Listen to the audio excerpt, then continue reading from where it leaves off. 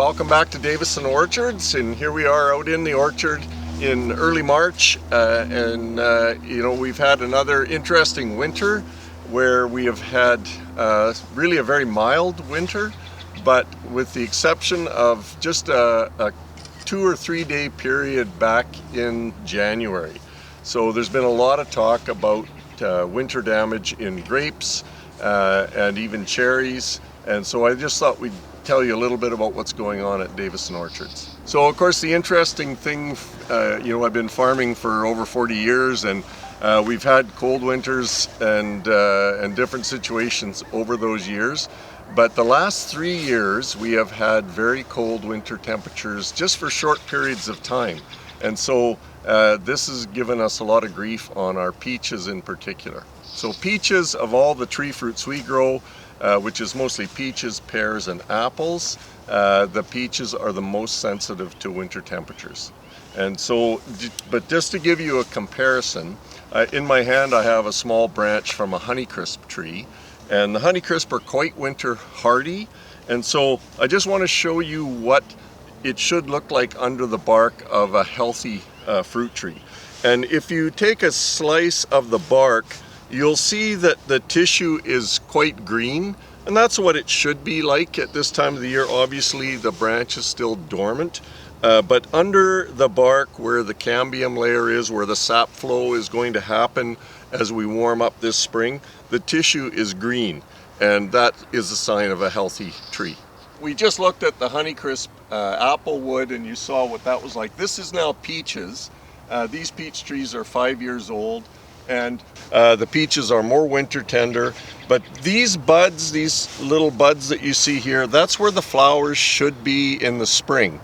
If they're healthy and they've survived the winter, those are going to be the flowers which will give us our fruit. But if you slice into this area,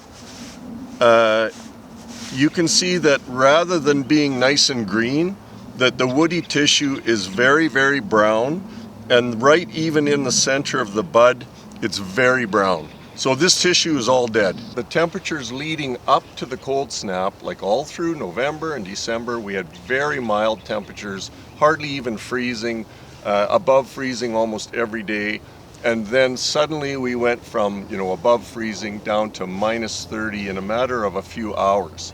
And the trees simply didn't have time to acclimatize to that and to adjust to those colder temperatures. That cold drop was so fast that I'm worried that we've not only lost the fruit buds in terms of the cold injury, but the trees themselves, I think, are probably heavily damaged as well.